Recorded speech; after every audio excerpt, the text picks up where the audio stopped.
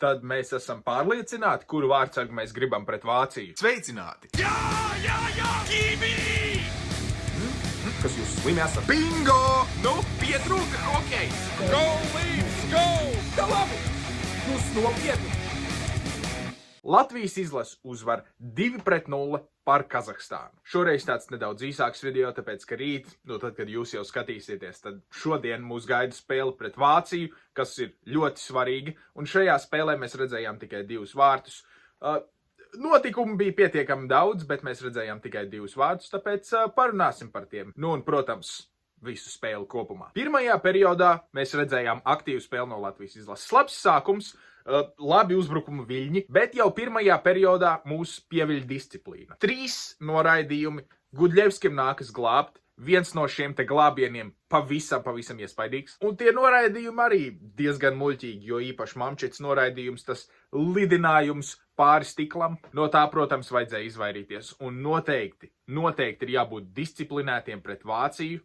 Mēs nedrīkstam spēlēt pret Vāciju tik pavirši, cik mēs spēlējam pret Kazahstānu brīžiem. Jo īpaši vēlāk spēlē atļaujot milzīgu daudzumu izgājienu pret Gudļevski. Mēs redzējām izgājienus uz vārdsargu vienatnē, mēs redzējām 2-1, mēs redzējām 3-1 izgājienus uz Latvijas izlases vārtiem. Aizsargiem ir jābūt atpakaļ, arī uzbrucējiem ir jānāk palīgā. Un te es domāju, ka var nedaudz vainot Hariju Vitoļiņu, tāpēc, ka šādās spēlēs, teiksim, pret Kazahstānu, tā kā mēs redzējām arī pret Franciju, nav jāspēlē vadošajiem spēlētājiem 25 minūtes. Tad skaidrs, ka, teiksim, tāds Ābols vai Daugaviņš, viņš nevar atskriet atpakaļ, tāpēc, ka vienkārši nav vairs spēka. Uzbrucējs nevar spēlēt 25 minūtes katru spēli. Tas ir daudz par daudz. Bet rezultātu atklāšana mums bija jāgaida līdz pat spēles pašam viducim, kad Roberts Bukarts beidzot ieraidīja ripu vārtos.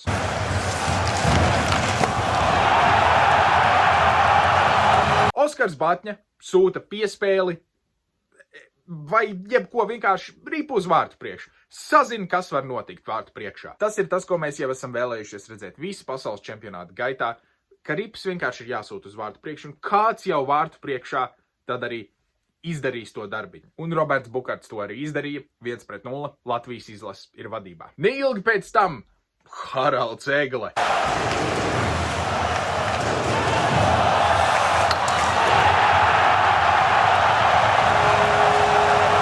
Haralds Egle fantastiski vienatnē nokārto Latvijas izlasē vārtus. Pie zilās līnijas viņš noķer ripu gaisā, iet uz vārtiem un šauj fantastisku metienu.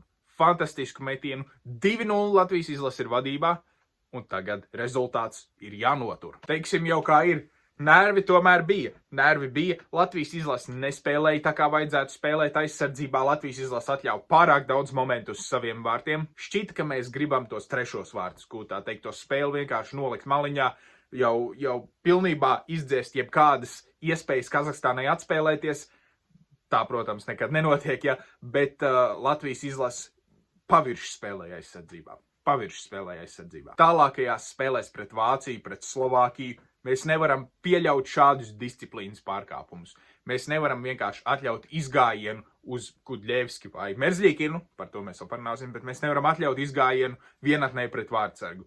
Mēs nevaram atļaut vairākus 2-1 izgājienus periodu laikā. Tas ir ļoti bīstami. Tā ir spēlēšanās ar uguni, un tas, ka mēs dabūjām sauso spēli, tas ir, tiešām lielākoties Gudļevska nopelns, nevis aizsargu nopelns. Kaut gan, protams, mēs redzējām pašaizliedzīgu spēli, kā jau mēs vienmēr redzam no Latvijas izlases aizsargiem, metās priekšā bloķē metienus, bet to taktisko spēli, to pozicionālo aizsardzību tā kā vajadzētu uzlabot, un atpakaļ ir jāskrien. Latvijas izlase tikmēr iegūta tikai vienu vairākumu, un atkal nav vārtu. Kaut gan vairākums bija tīri labs, protams, bet pret Vāciju, pret Slovākiju, pret Zviedriju, Ameriku mums ir jāredz vārtus vairākumā.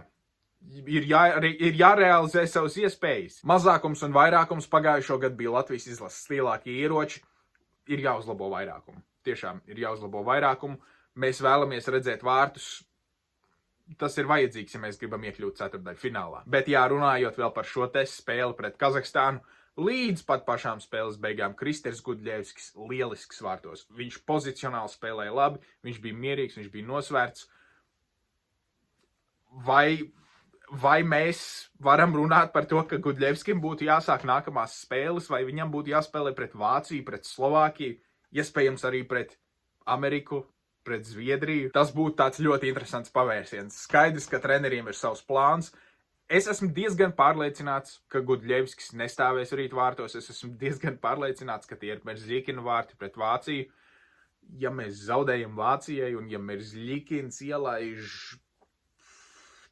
4 vai pat vairāk vārtus, mēs varētu redzēt Gudļevski vārtos arī nākamajā spēlē pēc tam. Jo pēc spēles ar Vāciju mums ir 2 dienu pauze, tad ir spēle pret Zviedriju, un uzreiz nākamajā dienā ir spēle pret Slovākiju, tad ir pauze, un tad jāspēlē pret ASV. Droši vien vienu no šīm spēlēm, es teiktu, pret Zviedriju Gudļevskis arī varētu paņemt, bet, protams, viss ir atkarīgs no Merzlikina. Es gan teiktu, jā, labi, Vācijas līga, Gudļevskis zina Vācijas spēlētājs, bet Vācijas spēlētāji arī zina Gudļevski, un šādā situācijā man tomēr šķiet, ka uzbrucējiem tā ir labāka zīme, ka uzbrucējiem zināt vārdsargu ir labāk nekā vārdsargam zināt uzbrucēju. Tā kā ar to arī ir jābūt ļoti uzmanīgiem, un tieši tāpēc arī es domāju, ka Merzlikins rīt būs vārtos pret Vāciju, un tieši tāpēc arī viņam tik iedot atpūta. Ja mums nebūtu šī spēle pret Vāciju, šis trakais kalendārs, 4 spēles 5 dienās, kas ir tiešām neredzēti šausmīgs kalendārs, tad iespējams, ka Merzlikins spēlētu visas spēles tieši tāpat kā Šilovs pagājušā gada pasaules čempionātā. Bet labi, šim video tas arī viss. Ja tev patīk šis video, spied laiku, abonē kanālu. Visus jaunumus par pasaules čempionātu lasi portālā hokejziņas.com, un tad jau tiekamies pēc nākamās spēles ar Vāciju. Ceram uz uzvaru. Ceram uz labāku aizsardzības sniegumu, ceram uz labāku komandas spēli nekā šodien. Rezultāts bija lielisks, bet tās nelielās detaļas tomēr ir jāuzlabo. Un tad jau, ja mēs uzvaram Vāciju, ja mēs izcīnām 4 uzvaras 4 spēlēs, mēs varam patiešām jau sākt cerēt uz ceturtdaļfinālu. Sākt cerēt, tad jau ceturtdaļfināls mums gandrīz būs rokās.